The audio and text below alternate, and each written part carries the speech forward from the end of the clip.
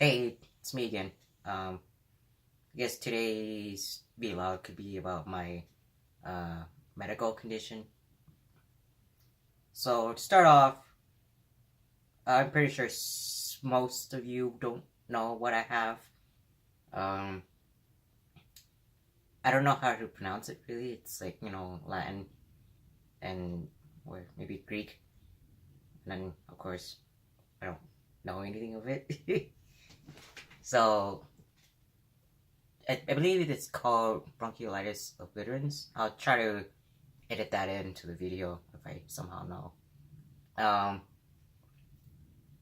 and so pretty much the basis of it is like I think the tiny air sacs in my lungs, um, they're either inflamed, irritated, or not responsive, allowing air in. I think, and then now I believe up to 40 to 45% of my lungs is like that, and so I don't have much efficient um, breathing as like anybody else would have. And so, which not this trach necessarily dictates the need for it, or what I'm trying to say is like the trach I have on my neck, it's like not everyone with BO necessarily has this trach. I believe I was told that the pulmonologist at the time when I was like a year old or something, just thought it was a necessary thing to do. I'm not quite sure. It was just added on me, and then next 20 years I have it still. I'm pretty well adapted to it. I don't. It's not really in the way of my life. It's just there. And then so the BO. At night I sleep with the ventilator. It's a big ass machine, kind of like Darth Vader's breathing, in a sense. It's right here behind me. It's covered up with towels and other machines. It's really bright at night, so I just use towels to cover it. It's not like the towels are there. That's my towels I use for after showers, but it's just really bright, and I like to sleep in the dark. That helps me.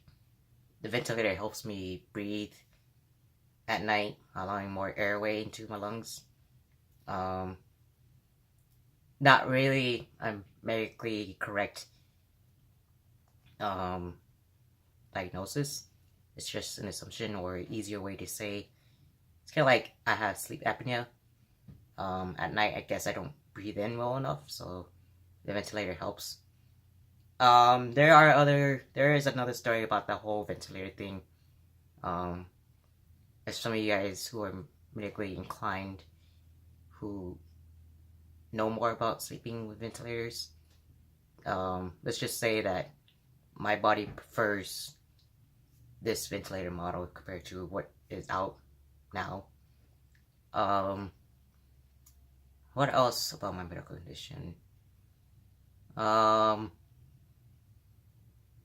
guess like physically, I'm not so strong. I barely lift like 10 pounds. But like let's say walking distance, I could maybe walk a good 50 meters, 50 yards. I don't know. I always use them interchangeably, but I'm not supposed to.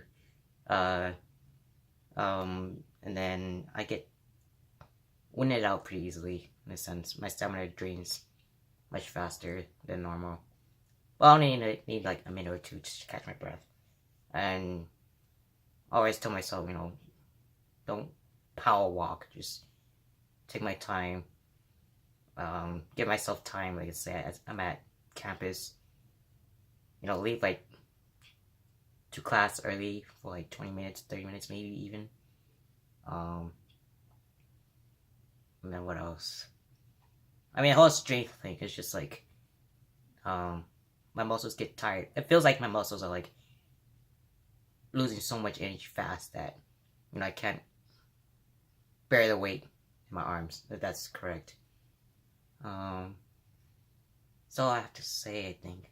As for like, let's say my, what do you call it, symptoms. Again, don't use my, what do you call it, experiences to help diagnose yourself, because I'm no doctor. Obviously, I'm not a biomedical what do you call it? What's the word I'm looking for again? Major. Um, don't even take it with a grain of salt as well. So every day I feel. I mean, it's been kind of bad since the past year, but I would feel a short breath. Even past 2 months, I've been noticing I'm more wheezier. In fact, I can't even hear right now, which for me, I don't think that's good or normal for anybody. And then, so like,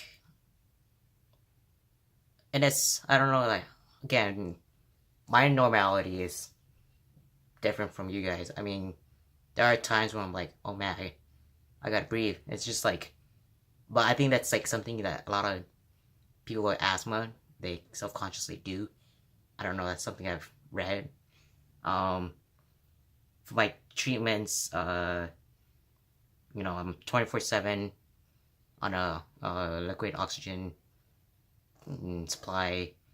I have 3 inhalers that I do almost every day, 12 hours apart.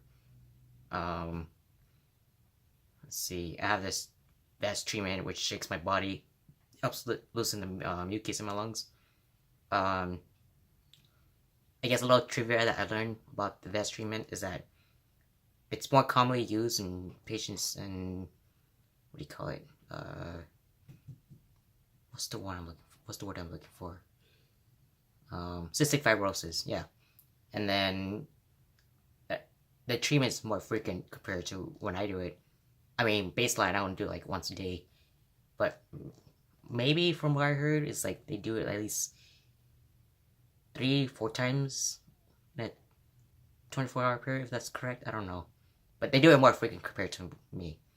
And when I'm really sick, let's say with the cold, or let's say pneumonia or some sort, I would be on like nebulizers. So last I remember, I was sort of on hypertonic.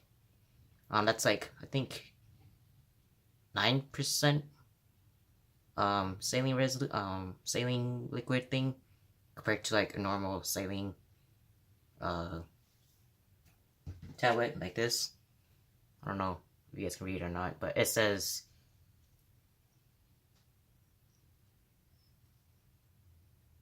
sodium chloride.